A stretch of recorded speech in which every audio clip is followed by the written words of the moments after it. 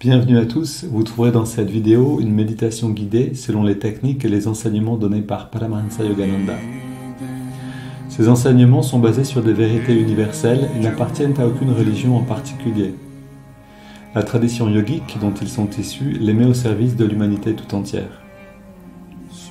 Si vous voulez profiter pleinement de cette expérience, prenez le temps de passer par chacune des techniques guidées ici. Elles permettent tout ensemble de mieux goûter à ce que l'on appelle l'état de méditation. Cette vidéo contient également une technique de préparation à la méditation appelée Yogoda, qui sert à la fois à nous recharger en énergie et à développer la perception de celle-ci.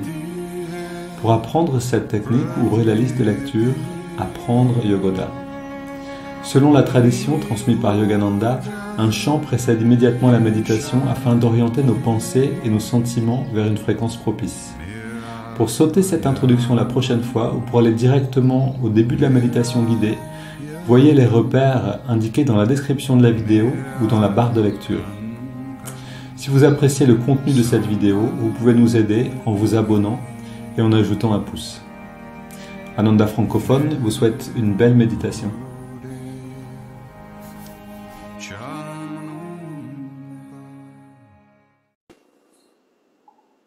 Alors une grande nouvelle, c'est que on va on va proposer un premier festival de Yogananda en France.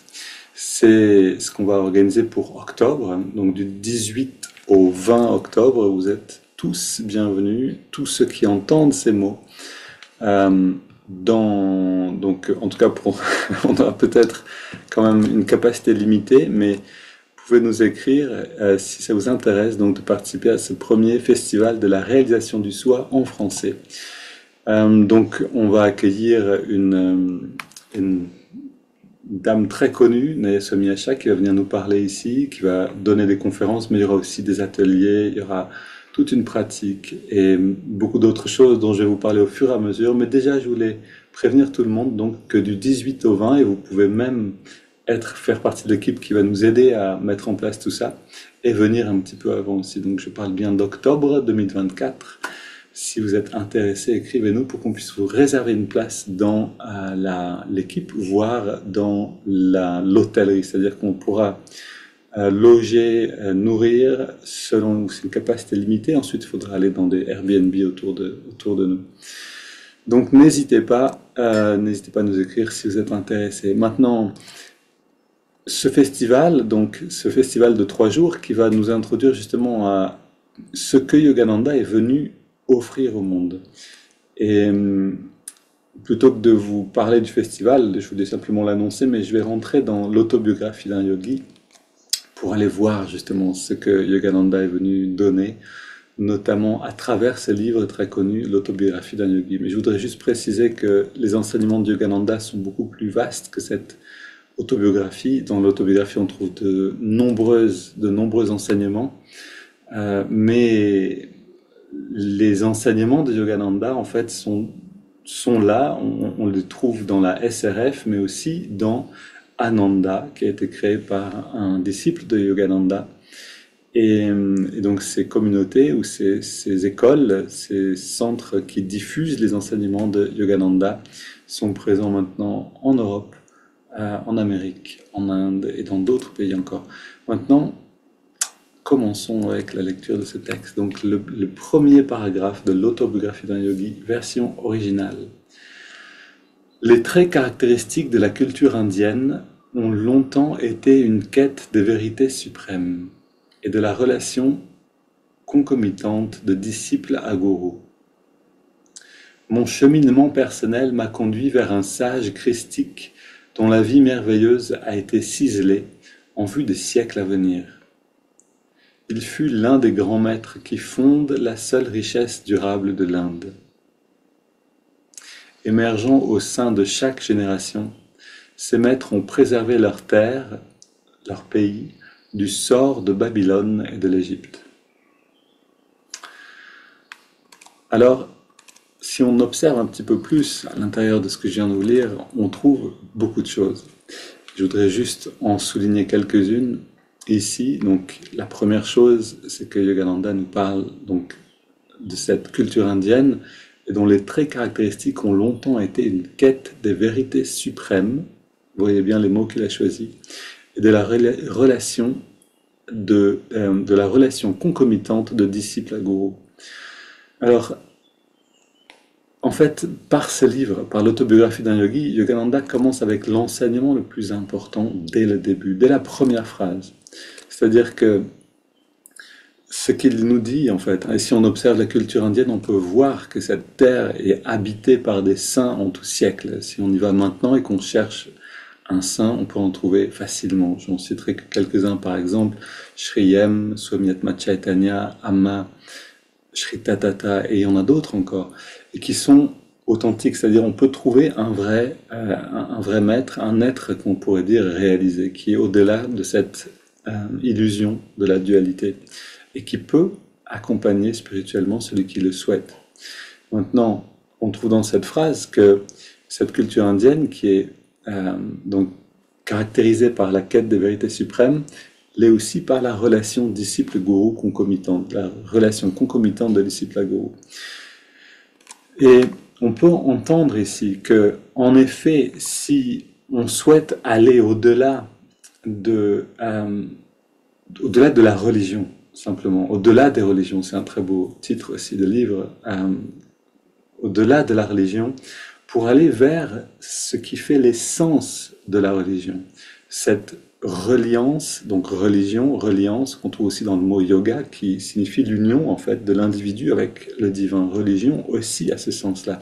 On pourrait dire que yoga et religion ont la même signification. Mais pour aller au-delà donc d'une appartenance à un ensemble de coutumes, de rites, de manières de penser, de mentalité, donc pour aller au-delà d'une appartenance à une religion, pour aller jusqu'aux vérités suprêmes, c'est-à-dire aux vérités qui seront les mêmes, quelle que soit la religion, quelle que soit la croyance, quelle que soit l'appartenance, pour aller au-delà donc de la forme, pour aller à l'intérieur de cette forme, on pourrait dire pour aller dans le fruit lui-même, pour goûter derrière l'écorce du fruit, à la saveur du fruit lui-même, on a besoin de cette relation disciple-gourou concomitante. Alors ça peut faire bondir, puisque ici, déjà le mot gourou en Occident, c'est devenu presque une insulte, et on a besoin de l'utiliser, de le comprendre, ce mot. On préfère en Occident parler des guides, par exemple, le guide ou les guides. En réalité, le gourou, c'est le guide, c'est-à-dire celui qui va nous faire passer justement de cette ignorance, obscurité de l'ignorance à la lumière de la connaissance, qui va nous faire aussi passer d'une forme, c'est-à-dire d'une appartenance à une manière de penser, à une manière de se rapprocher du divin. On va trouver cette manière, par exemple, qui sera un peu différente dans la religion catholique, de la religion orthodoxe. En fait, c'est presque la même religion avec des branches presque, on pourrait dire, différentes, où les protestants en ont encore une autre, les juifs ont une autre manière de se rapprocher du divin. Les musulmans, de la même manière, les bouddhistes, encore une autre manière. Donc tout ça, c'est les 1000 formes, si vous voulez, et c'est très nécessaire aussi. On a besoin de choisir la forme qui nous correspond. Mais si on veut aller au-delà de cette forme et goûter au fruit lui-même que la religion nous propose, que la forme de la spiritualité nous propose, on a besoin d'une relation avec un vrai maître. Alors, je ne vais pas maintenant approfondir trop sur cette thématique. On est en plein dans cette thématique pour ceux qui suivent le second module, qui sont à la fin du cours. Cette relation est d'abord intérieure, c'est tout ce que je dirais maintenant, et on a besoin en effet de contact avec un maître extérieur pour nous aider à rentrer dans cette relation intérieure authentique. Sans ce contact extérieur, on est à peu près sûr de se perdre dans les dédales de l'ego, parce que notre ego ou notre manière de voir va être biaisée par nos propres désirs, et donc notre pseudo-spiritualité va être en réalité très limitée. On va arriver jusqu'à un certain endroit, et puis ensuite on va voir qu'on retombe toujours en arrière, ou simplement qu'on n'avance pas. Maintenant, on voit d'autres choses encore. Donc, alors quand on a, je voudrais aussi dire trois mots encore quand même pour ceux qui voient cette vidéo et qui ne suivent pas le cours, hein. Sinon on peut se sentir un peu désespéré ici parce que oui, on ne trouve pas un maître facilement au coin de la rue, mais on a tous d'une certaine manière un guide qui nous attire à lui, qui nous attire à une véritable spiritualité pour aller justement au-delà des formes dans l'expérience réelle de la spiritualité. Ce guide va nous envoyer des enseignants, va nous envoyer des livres, va nous faire rencontrer des personnes, nous amener dans des lieux qui sont propices à notre éveil spirituel. Et c'est déjà sa manière de se manifester. On commence à... Vous voyez, il y a peu de temps, on a eu cette belle rencontre, c'était hier, on était dans une salle d'attente d'un médecin, et puis on attend, et on se dit, bon, combien de temps on va attendre? 1h30, 2 heures. Le temps passe, et puis une personne s'assoit en face de nous, et je dis on parce qu'on était quelques-uns, on remarque cette lumière chez cette personne, on commence à parler avec elle, et on s'aperçoit que on partage des mêmes aspirations spirituelles. Et on peut voir dans ce genre de rencontres qui ont du sens pour chacun, une manifestation de notre guide qui nous amène vers ces rencontres-là. On parle aussi de... c'est Jung qui a inventé ce terme, euh, La synchronicité. merci bien. La synchronicité. Donc quand vous commencez à voir ces synchronicités apparaître dans votre vie et que vous acceptez de voir que c'est peut-être plus que juste du hasard, alors vous êtes déjà dans la reconnaissance de votre maître, de votre guide. Maintenant, le guide ne va pas se montrer gratuitement. On a besoin de grandir, on a besoin de s'élever spirituellement pour pouvoir le recevoir. Et quand on est prêt à le recevoir, le guide se montre. Le guide peut vraiment prendre une forme et se montrer. Se montrer dans nos rêves peut-être et nous dire clairement qu'il est là, ou se montrer à travers un maître, ou se montrer à travers même simplement se manifester, tout est possible. Je voudrais reprendre le passage que je vous ai lu et continuer un tout petit peu. Parce qu'il y a encore une phrase qui nous intéresse. Donc, mon cheminement personnel m'a conduit vers un sage christique. Nanana, nanana. Il fut l'un des grands maîtres, un des grands maîtres qui fondent, donc ces grands maîtres fondent en eux-mêmes la seule richesse durable de l'Inde. En réalité, la seule richesse durable tout court, et la seule richesse pour nous aussi. C'est-à-dire que ces enseignements spirituels, c'est ce que notre âme est venue chercher sur cette terre. C'est notre vraie richesse. C'est cela qu'on va pouvoir emmener avec nous quand on va ensuite quitter notre corps. On va tous quitter notre corps. On appelle ça le chemin de tout le monde dans la religion orthodoxe. Le fait de mourir, c'est de laisser le corps, c'est naturel et c'est nécessaire. Qu'est-ce qu'on emmène avec nous? On emmène avec nous notre relation avec les maîtres. Et cette relation est intérieure. Émergeant au sein de chaque génération, ces maîtres ont préservé leur terre, donc ici on parle de l'Inde, du sort de Babylone et de l'Égypte. Mais maintenant, si on transpose ça à notre vie, émergeant au sein de chaque génération, les maîtres nous préservent notre terre, notre jardin intérieur, si vous voulez dire, si vous voulez, du sort de Babylone et de l'Égypte, c'est-à-dire de ces pays, de ces terres qui sont tombées dans l'ignorance, qui sont tombées en fait dans les plaisirs des sens à un point extrême en fait, hein, ou dans la ritualisation aussi à outrance et finalement à la perte de ce qui est l'essence de qui nous sommes, pourquoi est-ce qu'on est ici. Alors voilà, c'était une petite introduction. Bien sûr, on pourrait encore approfondir vous voyez, juste dans cette phrase, mon cheminement personnel m'a conduit vers un sage christique. Ici, on voit que, en fait, Yogananda nous le dit dans les deux premières phrases. Si vous voulez grandir, si vous voulez aller au-delà de la religion, vers les vérités suprêmes, qui sont les mêmes sur quelle que soit la planète sur laquelle vous êtes, quel que soit l'âge dans lequel vous êtes né, ce sont les mêmes vérités. Si vous voulez y arriver, vous avez besoin de cette relation au maître. Et il le dit ensuite, mon cheminement personnel m'a conduit vers un sage christique. Et en fait, notre cheminement personnel à tous nous mène vers ce sage, nous amène vers notre guide. Et qu'on en soit conscient ou pas, comme le dit Yogananda à un disciple qui avait peur de tomber du chemin, c'est-à-dire de perdre en fait son aspiration spirituelle et de retourner dans le monde. Et ce disciple a demandé à Yogananda est-ce qu'un jour je vais quitter le chemin spirituel? Et Yogananda lui a répondu, comment pourrais-tu? Nous sommes tous sur le chemin spirituel. Alors c'était une manière fine de répondre, bien sûr, puisque ce disciple est, à un moment, a quitté l'ashram et retourné dans le monde. Mais c'était aussi une manière de le rassurer, pour dire que même si son destin, même si notre destin à nous, c'est de nous détourner pour un certain temps du chemin spirituel, peut-être pour des incarnations, ou pour quelques années seulement, pour quelques jours, dans le meilleur des cas, mais notre but, le but de notre âme, c'est cette évolution-là. Et donc on ne peut pas vraiment s'écarter du chemin spirituel dans un sens absolu, puisqu'on est tous dans cette maturation progressive. Ok, maturation progressive, ceux qui ont la chance maintenant de sentir ce désir de connaître Dieu, Yogananda l'explique en disant alors, pardon, ce serait trop maintenant d'aller dans ça. J'ai envie de vous parler de tout ça, mais ce serait simplement trop long. On va maintenant se lever et on va pratiquer ensemble. On a cette aspiration, on va justement nourrir tout ça par la pratique. C'est parti avec Yogoda. Ok.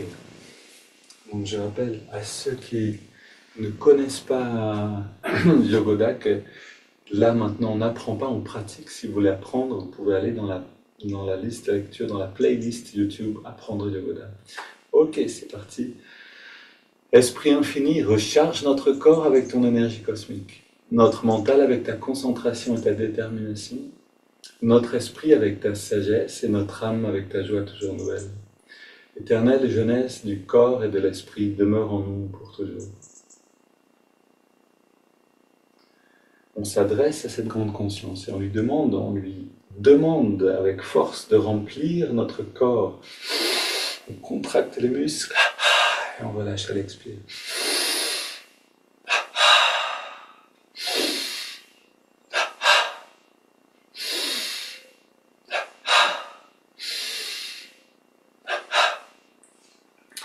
Main sur les hanches, on continue avec les mollets et les chevilles. Sentez à chaque mouvement ce gain d'énergie, ce gain de bien-être.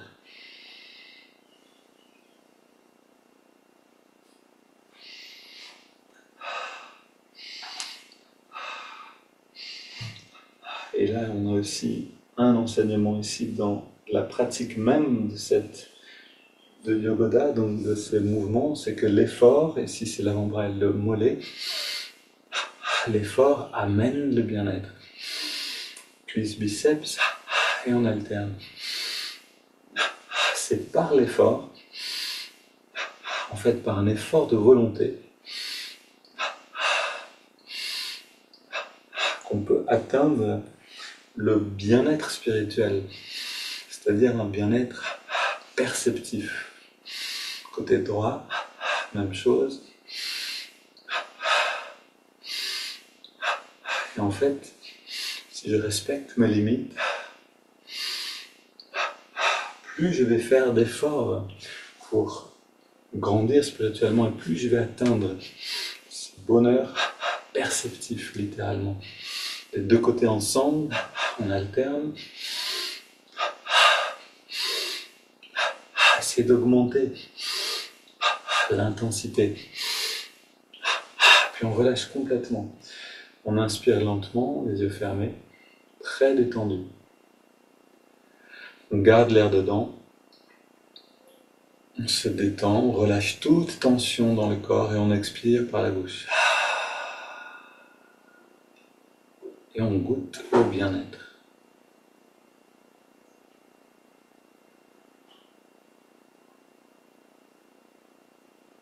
Pour ceux qui pratiquent régulièrement, vous pouvez voir que vous pouvez rester longtemps immobile à sentir le bien-être. En fait, c'est une porte qui s'ouvre toujours plus chaque jour. Continuons. Fesse gauche, poitrine à gauche. Et à droite.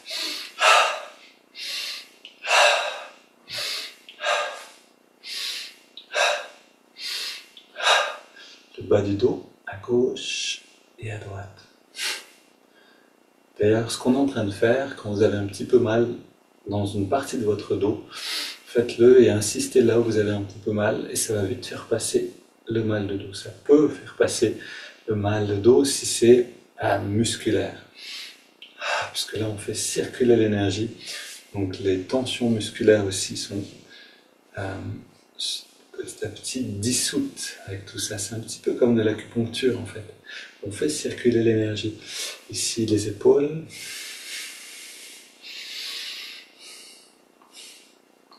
Le cou. À gauche et à droite.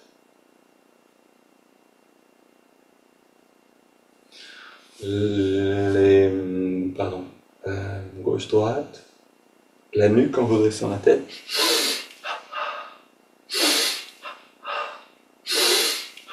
Le cou, petit cercle, dans les deux sens, puis très détendu, grand cercle dans les deux sens. Puis les bras tendus vers le sol, twist du bas du dos.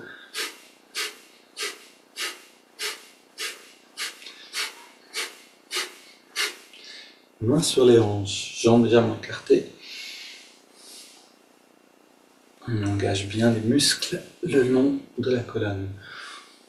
C'est aussi une manière de réveiller la conscience dans la colonne énergétique. Ici, on se penche sur la gauche, sur la droite. Pousse sur les vertèbres.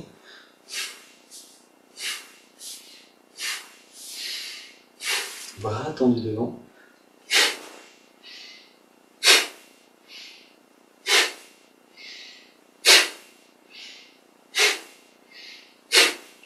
On vient tapoter sur la tête.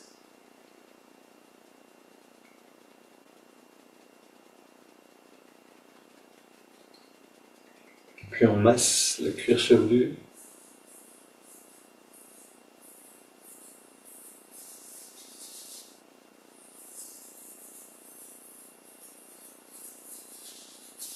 Bien fort sur toute la surface du crâne. Et on ouvre le passage de l'énergie dans la nuque pour inspirer. Ce prana directement.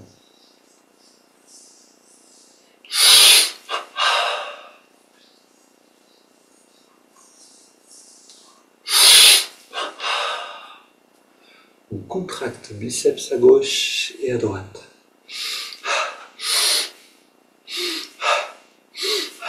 On contracte tous les muscles du corps.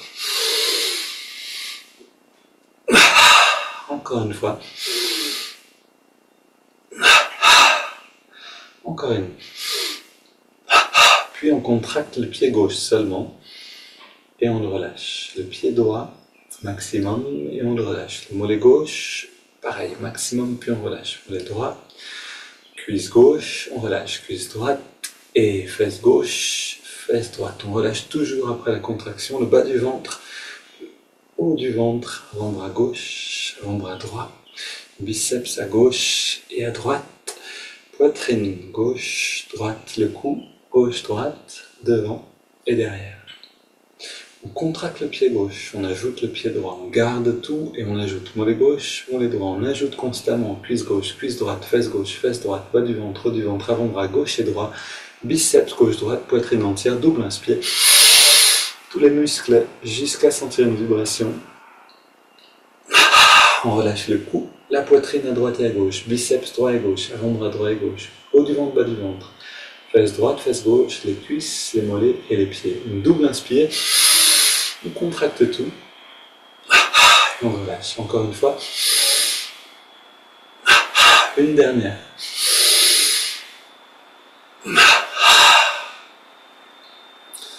On reste dans la détente et on inspire par les narines. Les yeux fermés, très détendus.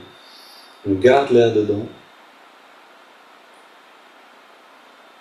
On détend encore un peu plus, puis on expire par la bouche. Et c'est la deuxième fois donc qu'on fait une pause pour sentir le bien-être. Vous voyez pour vous-même, normalement vous sentez beaucoup plus de bien-être encore. que tout à l'heure.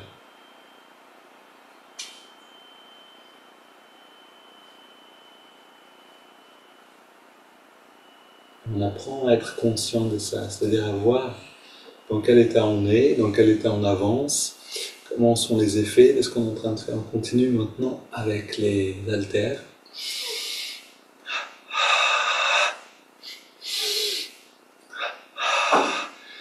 L'élastique.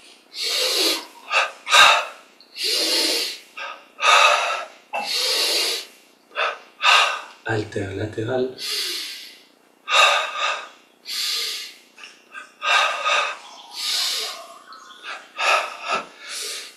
Petit cercle, bras tendus dans les deux sens. Puis haltère vers l'avant.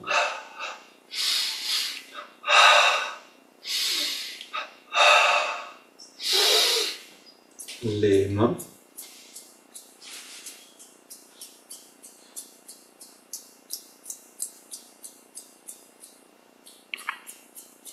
Grand mouvement des bras.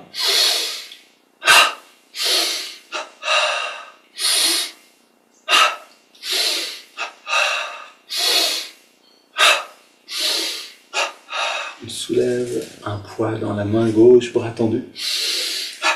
Et on relâche à l'expire.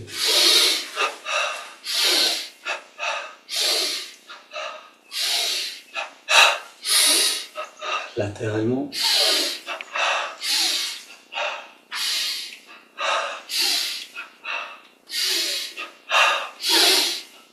Puis on marche sur place et on va chercher à l'intérieur de nous un bon sourire, un sourire qui vient d'un souvenir agréable, un souvenir joyeux. Je suis positif, énergique et enthousiaste. L'affirmation nous accompagne. On court sur place.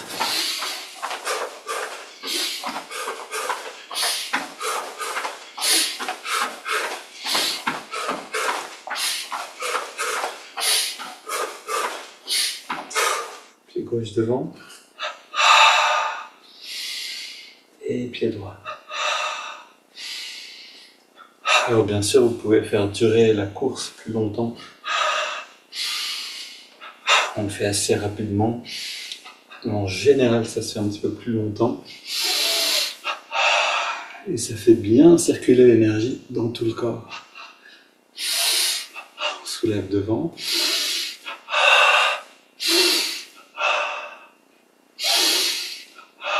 Une grande inspire. Puis, on vide les poumons. On fait rentrer le ventre le plus possible. Inspire. On vide à nouveau les poumons, on fait rentrer et sortir le ventre le plus possible dans les deux sens.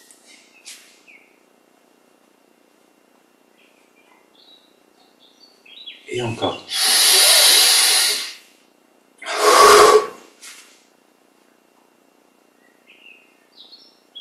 Et on se redresse.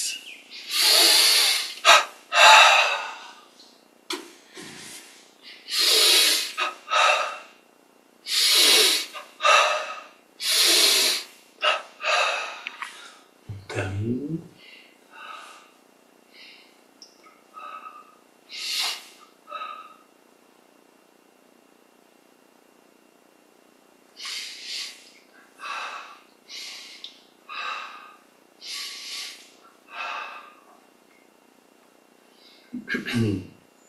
Puis mouvement des hanches, nos jambes bien tendues. C'est à partir de la hanche que le mouvement se fait.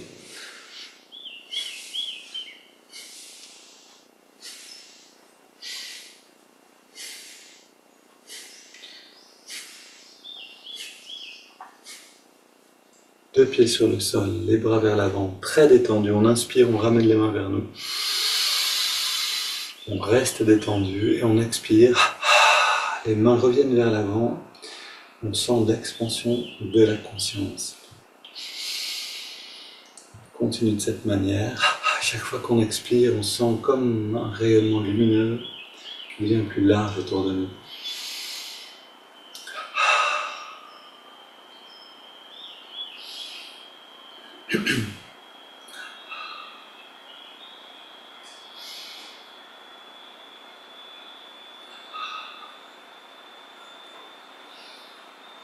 On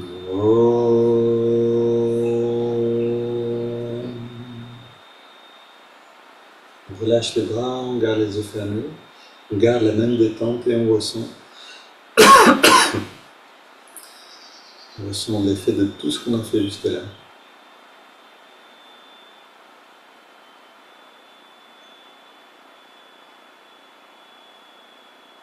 Qu'est-ce qu'on a fait jusque-là?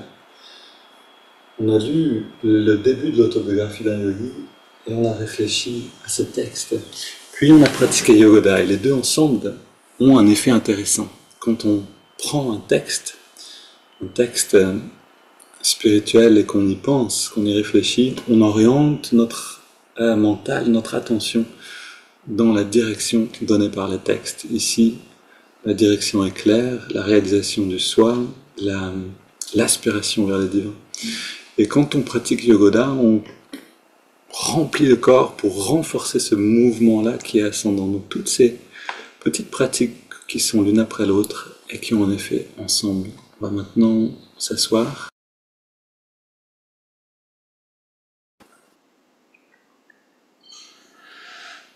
Ok, on ferme les yeux, on est prêt à décoller, c'est-à-dire on a rempli le corps d'énergie, on a donné une direction claire. D'ailleurs, on va continuer de donner cette direction, on va l'alimenter avec le chant. Mais déjà, on peut s'intérioriser, on peut laisser un petit peu le corps derrière nous. En fermant les yeux, on se retire un petit peu du monde.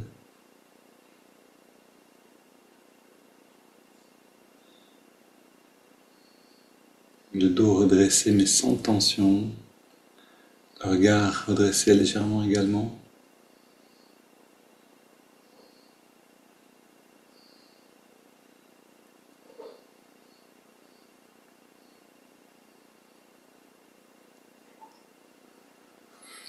Et je vous propose pendant le chant de garder l'attention à la fois dans le cœur et pour recevoir les vibrations du chant, c'est-à-dire simplement le sentiment que le chant réveille en vous, et en même temps à la jonction des sourcils dans l'œil spirituel.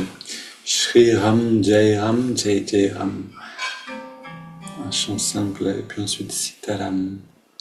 Donc un chant qui s'adresse à Ram, qui est en fait une manifestation de ce centre solaire de la conscience christique. Shri Ram Jai Ram Jai Jai Ram. Shri Ram Jai Ram Jai Jai Ram. Shri Ram Jai Ram Jai Jai Ram. Shri Ram Jai Ram Jai Jai Ram. Shri Ram Jai Ram Jai Jai Ram. Shri Ram Jai Ram Jai Jai Ram. Shri Ram Jai Ram Jai Jai Ram. Shri Ram Jai Ram Jai Jai Ram. Sitaram, Sitaram, Sitaram, Sitaram. Sitaram, Sitaram, Sitaram, Sitaram. Sitaram, Sitaram, Sitaram, Sitaram. Sitaram, Sitaram, Sitaram. Shri Ram Jai Ram Jai Jai Ram.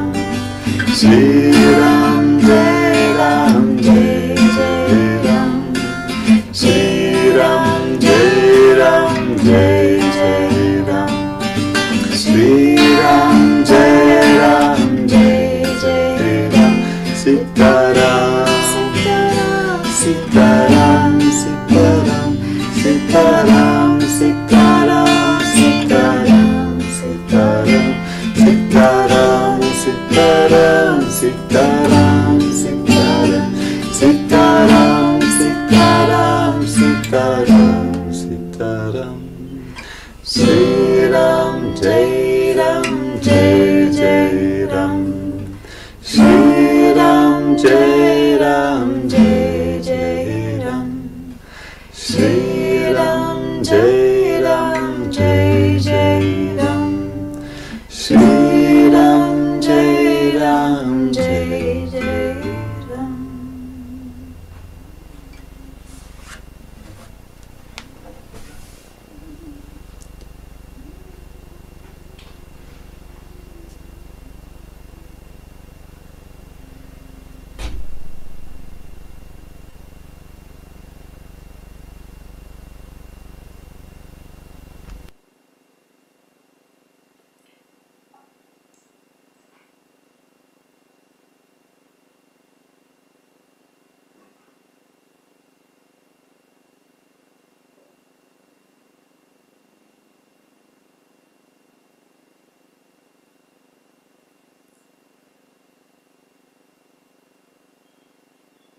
Voilà, on entre déjà dans des perceptions plus fines, le cœur, l'œil spirituel, essayer de voir si on peut, en fait pas si, mais ce qu'on sent ici.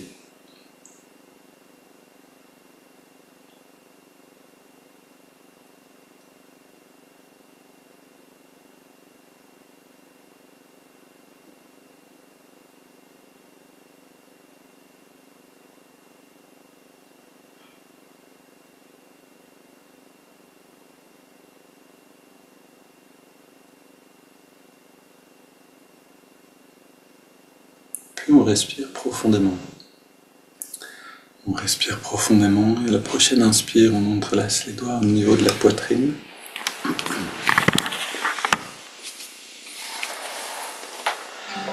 Expire les mains vers l'avant, on arrondit le dos. Inspire, on étire vers le ciel. Expire, on se plonge vers la gauche. Inspire au centre. Expire vers la droite. Puis inspire au centre, on réétire vers le haut. Expire, on se tourne vers la gauche. On pose les mains, on soutient la rotation. On revient au centre. On étire à nouveau vers le ciel. Et on se tourne vers la droite.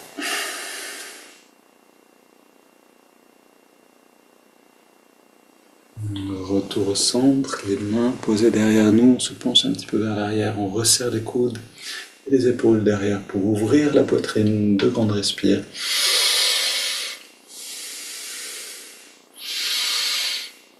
Puis on revient au centre, on pose les mains sur les cuisses, paume vers le ciel, on ferme les yeux, on est très détendu. Et parce qu'on va plonger profondément grâce aux techniques de pranayama maintenant, donc 20 grandes respires. Et on essaye de rester aussi tranquille que possible. On respire profondément, on laisse l'air sortir par la bouche sans faire d'effort, puis on prend une grande inspire, c'est parti.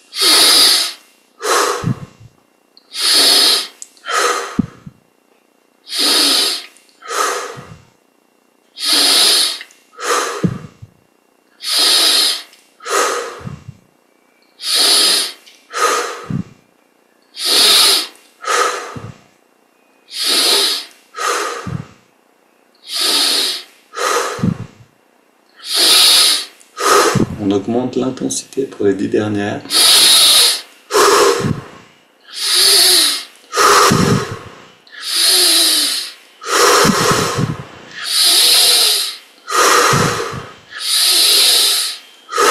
Cinq dernières. Maximum d'intensité et d'amplitude.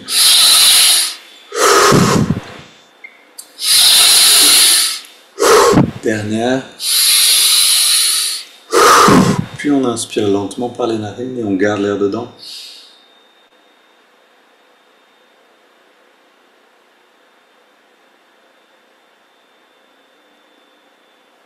On retient le souffle et on détend tous les muscles du corps complètement, autant que possible.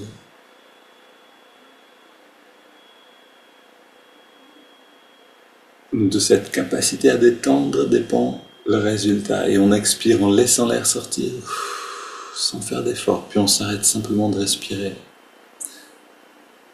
Dans cette pause, on ressent toutes les sensations qui émergent.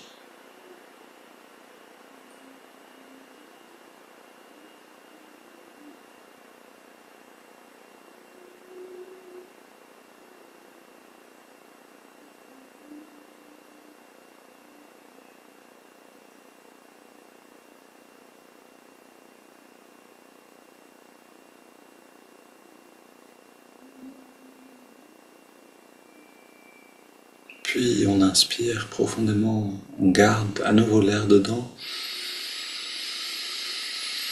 poumon bien plein, on rentre le ventre, on contracte le périnée, on redresse le regard un peu plus, on relâche et on expire.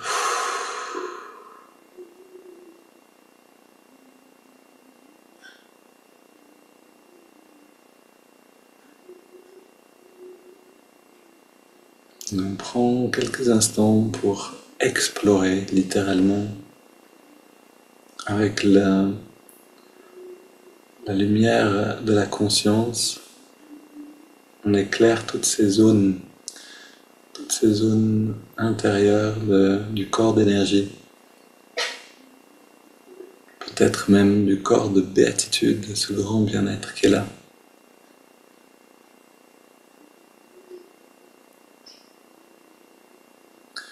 Et là, on trouve l'antidote à tous les problèmes, hein. Quand on sent ce bien-être, il y a des jours où on le sent très bien, on peut difficilement penser qu'on est très malheureux, quelque chose comme ça, de négatif. Automatiquement, on va sentir un grand bien-être, on va sentir cette, cet optimisme qui fait partie en fait de l'esprit lui-même, qui est construit à l'intérieur de nous, qui est déjà présent. C'est notre attitude naturelle. L'énergie, la conscience s'élève, un regard positif sur le monde et sur notre vie. On continue, on inspire, donc double inspire par les narines.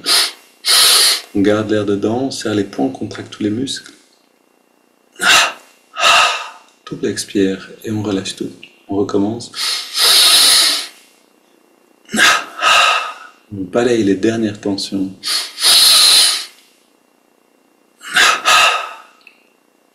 Puis, dans cette détente, on inspire par les narines sur 5 en ressentant l'énergie remonter le long de la colonne. Pendant l'inspire, c'est parti.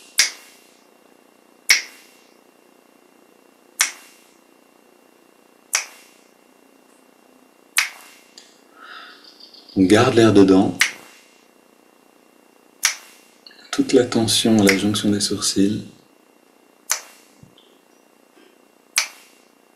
Et puis on expire. En sentant ce bien-être qui s'affirme en nous-mêmes. Inspire à nouveau.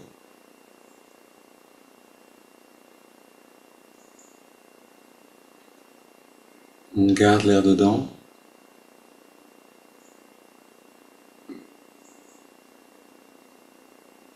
Expire.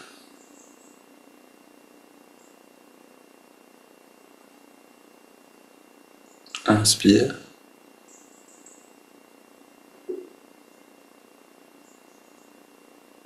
Garde.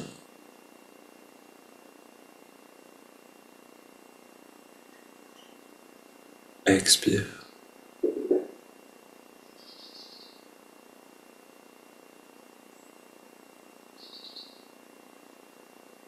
Inspire. Essayons de nous détendre toujours plus. Plus on est détendu, plus on va ressentir ce qui se passe à l'intérieur. On garde l'air dedans maintenant. En fait, plus on est immobile et détendu, plus on va comprendre dans l'expérience ce qu'on est en train de faire. Expire ici.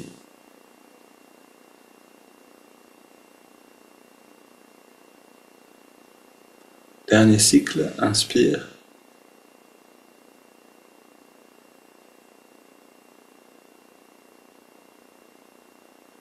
Garde.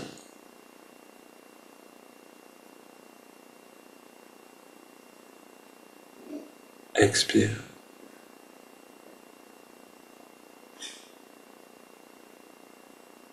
On prend une grande inspire. Puis on laisse l'air aller venir. C'est le corps qui respire de lui-même.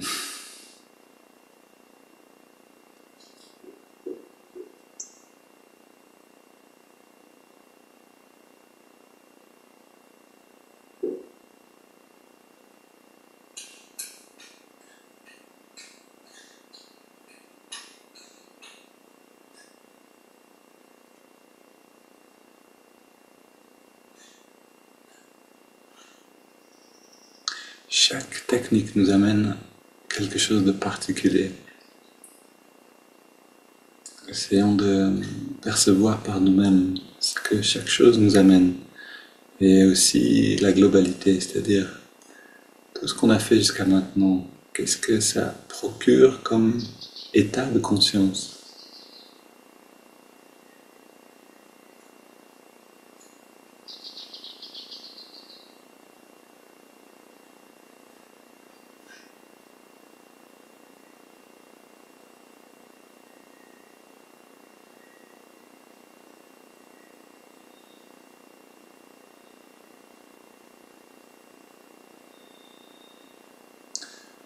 Puis on amène l'attention dans les narines.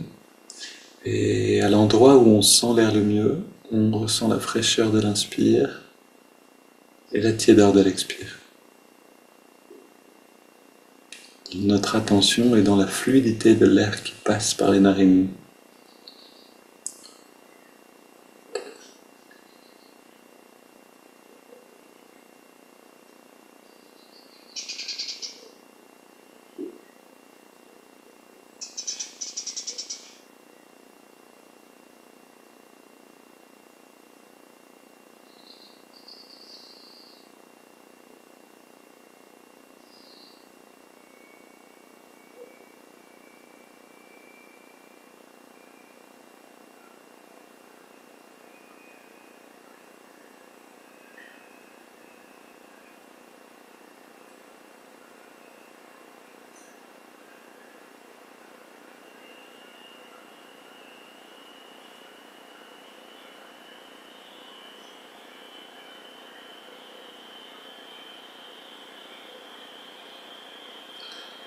Alors, pour garder une manière dynamique dans notre méditation, avancer constamment, on a besoin de savoir ce qu'on est en train de faire, d'avoir un but précis. Allons en 7 respirations dans le souffle profondément, en savourant l'inspire et l'expire.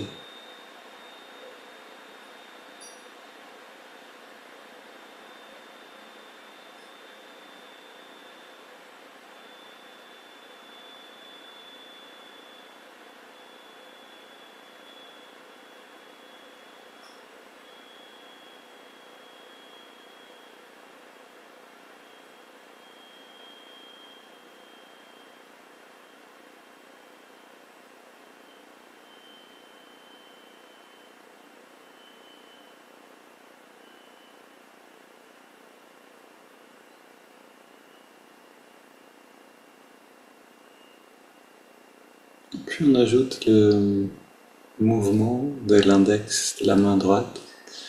Chaque inspiration naturelle, l'index revient un petit peu vers la paume de la main.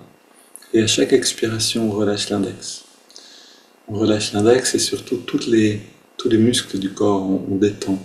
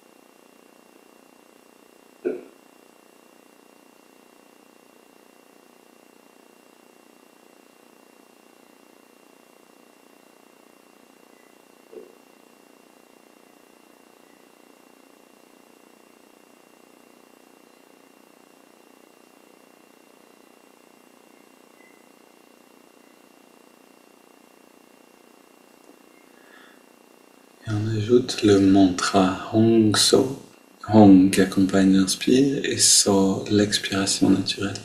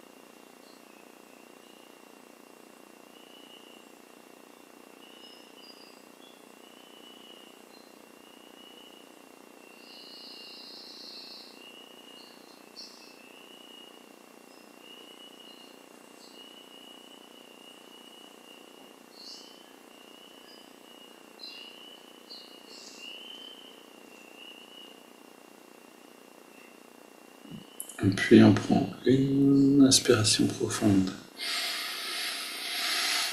Expirant 3 fois.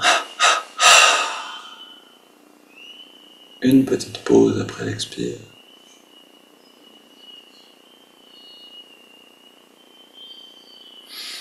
On laisse le corps respirer de lui-même. On abandonne toute technique, tout effort. On est simplement présent.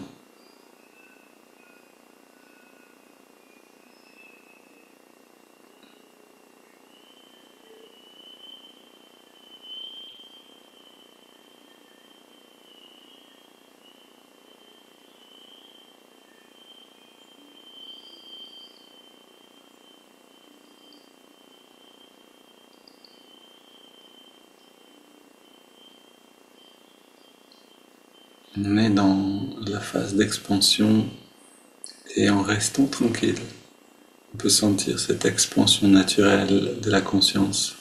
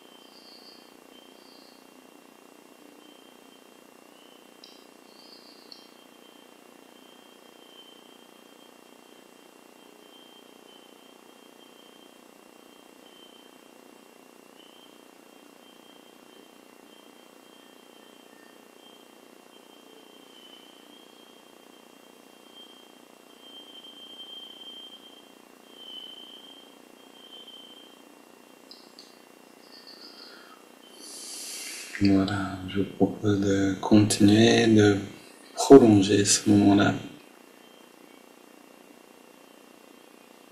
de vous nourrir de cette manière et puis d'emmener cette qualité-là dans la journée avec vous. Une belle journée à tous et à demain.